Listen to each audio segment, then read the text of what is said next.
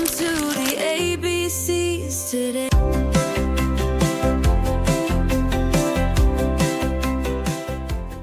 Welcome to the ABCs of Home Organization, the podcast that simplifies home management, one letter and habit at a time. I'm your host, Stephanie King, your go-to gal for all things decluttering and home organizing. Thank you so much for joining me. This podcast is all about breaking down home organization into bite-sized, doable habits. Inspired by my book, ABCs of Home Organization, each episode gives you quick, actionable steps to clear the clutter, build routines that stick, and turn your space into a home that empowers you. Whether your home feels like chaos or you just want a little refresh, you're in the right place. We're here to simplify your world, elevate your mindset, and give you back your time so you can focus on what really lights you up. New episodes drop every Wednesday at 6 a.m., perfect for that morning coffee or commute. Hit play, subscribe, and let's get this transformation started. Your beautifully organized life starts now.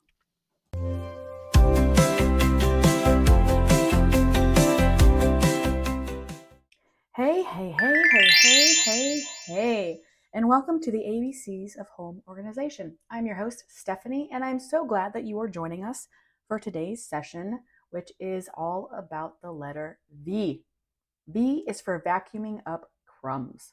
Keep a handheld vacuum in an easy-to-grab area and also in your vehicle, and add vacuuming to the post-meal or snack cleanup routine.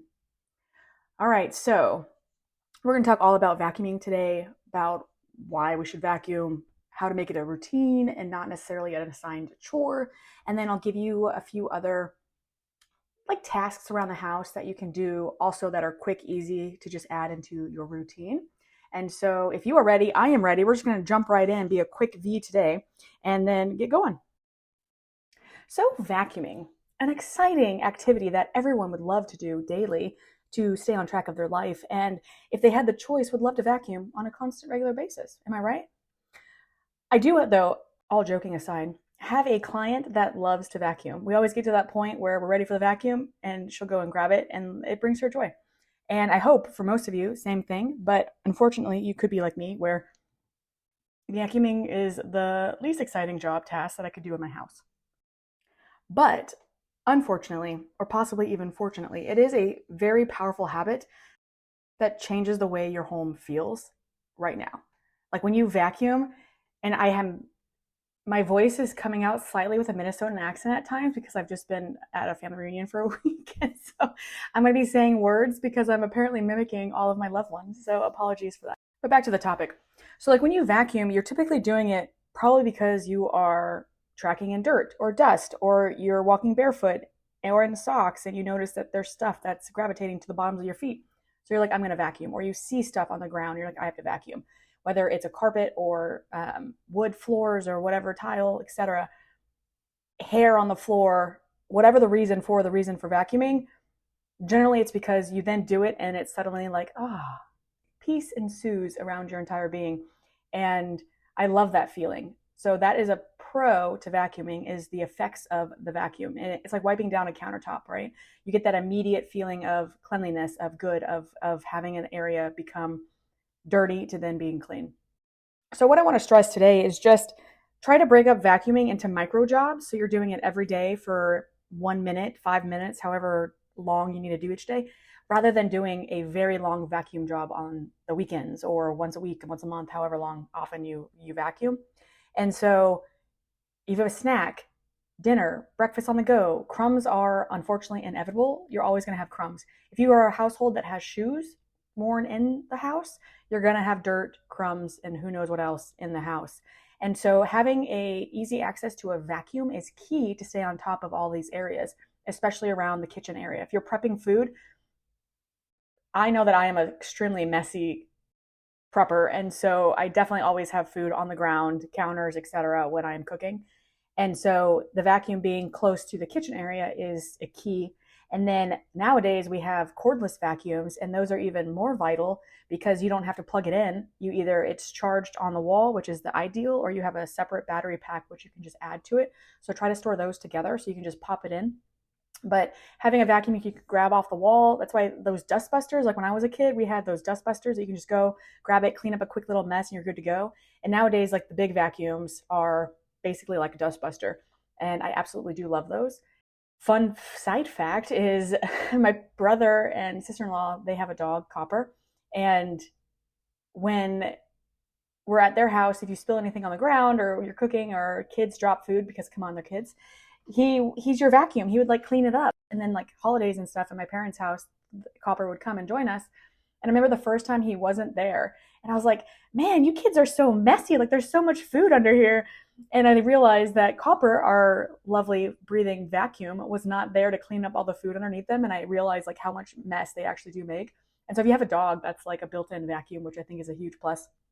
Also, I do recommend keeping a vacuum in your car. My friend gave me one for birthday or Christmas one year, and that was like a heart gift. I was so excited and thrilled to use that thing. Unfortunately, it did die out, and I have not bought a new one.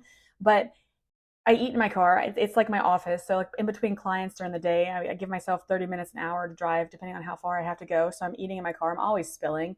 And so I would just use my little vacuum and I'd vacuum it up, and it would bring me such joy, such happiness. When I take my car in to go get it washed, and then I do that just for the vacuums there because they're so strong and they can suck up everything, and it's quick and awesome, and I love doing that. So I guess I do have a love relationship with vacuums, just realizing right now, but it's not something that I do often in my own house. But in my defense, I am a shoes off household, and so I feel like I don't track as much dirt, bacteria, crumbs, like things that are from, public bathrooms, things like that, into my house. Regardless, we all need a routine for vacuuming, and if it's easy access, easy to grab, that is the best. So just every time that you eat, make it part of your routine to vacuum up crumbs you can see and crumbs you can't see. And also incorporate this with the kids, like make it an actual cleanup ritual and not just a chore that they're assigned. But you eat dinner, you eat breakfast, you have a snack, whatever the food that you're eating, time of day, someone in the household goes and grabs it. You can take turns, and then they vacuum up the area where you were cooking and where you were eating. And potentially, if you have people that are walking and eating, follow the breadcrumbs and clean up after them as they do that. And so this just kind of goes on with your kitchen routine as well. So like when you were wiping the counter, you rinse the dishes, you then add vacuum the floor to it. So hopefully you've been adding some of these tasks to your dailies and just kind of figuring out your routines and how or what household management tasks that you do need and what time of day, and just like creating your own system in your house as you go throughout your day, like what makes your life easier. And you can even just set a timer for the vacuum, because when you're doing it, like I mentioned in the beginning, on a regular basis, it's going to take you a minute. So set your timer for 60 seconds. If this is something that you dread, or you're like, oh, I can't do it, I don't want to do this, this is something, the last thing I want to do right now is vacuum, and you've built it into this mountain, set the timer for 60 seconds. And you will discover that it most likely takes less than that to vacuum the area where you cooked and where you ate. So just try that tonight and see if that helps you stay on top of it and not feel like your house's dirt is like trying to cave in on you. And also, if you're not the only person in the household that will be vacuuming, maybe include those people in the decision making of what vacuum to buy, whether it's based on a color, some are very space futuristic looking like, or if you want one of the floor ones, the Roombas, iRobots, etc. Just use everyone in the household to help you make this decision, and then that will give them vested interest. They chose it, they want to use it. Or if there's like a fun feature of said vacuums, that they are able to pick out the ones that they would most likely use. And just realize too that if you do have younger kids, they might not be able to handle like a big normal size vacuum. Like those are kind of heavy, and if you're moving it back and forth, even more just awkward to maneuver. And so get one that's their size as well. Okay, so I actually spent 8 minutes talking about vacuums, which is longer than I thought I could. But just some other tasks that you can do to stay on top of like clutter and dirt, and just allowing it not to build up is the key, right? And so wipe down while you wait is a big one, whether you're brushing your teeth or washing dishes, wiping counters while you do these other tasks. It's the habit stacking that we previously discussed. And so just wipe while you do another task. And then another quick one, again, let's go back to recycle junk mail. Don't even let it enter your house. Don't let it enter the kitchen. Put it automatically into the recycling bin or your trash, whatever it is that you have. So again, these are 60-second tasks that are going to help you not let clutter build up in your house. And then also when you come in, if you have coats, sweaters, purses, bags, keys, wallets, whatever items that you are discarding immediately upon entering your house, your shoes, immediately hang all that up. Immediately put it in its assigned dish, the landing zone, whatever you have created that allows you to assign a home to all these items I just mentioned, put them in their proper place. Again, that's going to take you less than a minute to do. And then potentially, if you're leaving a room, maybe you grab one item that doesn't belong in that room and you take it with you and put it where you're going. So if you have blankets because you had a snuggle fest the night before and the blankets are actually kept in the bedroom, go ahead and take that blanket and put it back in the bedroom when you are leaving the living room. And then laundry, you can always do laundry. We're not even going to get into that because that is technically longer than a minute. Even if the actual loading the washing machine, adding soap, hitting start probably would take you less than a minute. We won't go into that. And then you also could potentially keep just a broom and a dustpan near your high traffic zones so that you could do that on a daily basis if you don't want the vacuum. Brooms take up less room and they take up less eyesores potentially, depending on what vacuum you have. But keeping this near pet food areas, that if you always have pets that are messy eaters and the food gets everywhere, or you yourself or family or whomever, or like entryways, I feel like when we come in, even if we have shoes or don't have shoes, entryways are where you track in the most dirt from outside, especially if it's been raining, things like that. And so having a broom kept in these areas that you can sweep daily would be a convenient thing to have as well. And then again, as I always truly mention, involve everyone in the household. This is not just one person's assigned task to be responsible for the crumbs, to be responsible for dragged in dirt. This is everyone's participation is required. And so make it fun, put on music, to have a dance party. You can create like futuristic, like someone's a robot or like a zombie, or however you have to do that to involve using vacuums. Use your imagination with the participants and have at it. And because we have a bit of time, I'm just going to touch on one rule that I'm not sure if I've mentioned before. I assume I have because it's a quite common organizing rule, but it's the touch it once rule. This is very popular across the board with organizers, and especially when we are decluttering on a very large scale. And so there are times when you want to just sort. You want to put all your tools in one spot, all your office supplies in another, and so forth, and then go into it later when you're in that room. And then that's when you will sort. As you're going through your house, and let's say you're working in the kitchen, then you go to the dining room, then you go to the living room, and then you're in the office.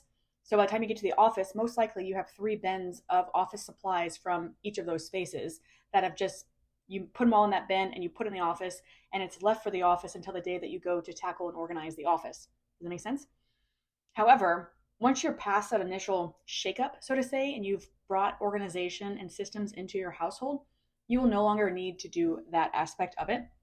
And your goal is going to be to touch everything once. So rather than you took the cereal out of your pantry and you brought it to the kitchen table and you ate your cereal, breakfast is done, you are going to put the cereal back in the pantry, but you really just put it and set it down on the counter. And in reality, that counter is 4 feet to 10 feet, maybe 20 feet, I guess, depending on your house size, away from the pantry. And so just take those extra 20 feet and do it then, right? Don't put that box on the counter where you have to look at it again later and then mentally decide, am I putting that away or am I not? Go ahead, and when you're bringing it from the kitchen table, dining table, to the kitchen itself, you're putting it away in the pantry. And same with your dishes. Go ahead and rinse your dishes and put it immediately in the dishwasher, or wash your dishes if you have the time immediately. You're wanting to prevent the future decision that has to be made down the line. We have enough decisions to make in a day, so let's not create more, right? We always want to think of the future self, think of future Steph, think of tomorrow Steph and later today Steph. What's easiest for her that I can do? How can I make her life easier today, right now? And that's going to be in touch it once. Another big one that always I think gets out of hand for some clients, your dirty clothes. Go ahead and place the hamper where you are taking off your clothes, and immediately when you take them off, put them in your hamper. Don't strip down in your bathroom and then your clothes stay on the floor for hours, or like later that night you have to put it in your hamper, which is clear across the room or in your closet or in your main bedroom, however, wherever. Put them together and then always just strip down by the hamper. Make sense? So you're not, again, creating the decisions for later Steph, or later fill in your name. Okay, so I think that's going to be it today. Very quick, very sweet. Just didn't really have much to talk about with vacuuming. You need to vacuum. Vacuuming is amazing. It's a plus. It's great. Have yourself do it. Hire a housekeeper. Have a Roomba. Whatever. However, you get the job done. Just make sure that something is cleaning up your crumbs for you. Okay. Well, thank you so much for joining me today and learning all about how vacuuming and doing just the little tasks every day can make your life a little bit easier. Remember that getting organized is never about perfection. It's about creating a space that empowers you and makes your life easier. Remember to be kind to yourself during this organizing process. And if you found today's episode helpful, please subscribe, share it with a friend, or leave me a review. Also, join our Facebook group, ABCs of Home Organization. Post pictures, ask questions, or tell us how your journey is going. I'll be back soon with more actionable tips to help you transform your space and your life. Until next time, happy organizing.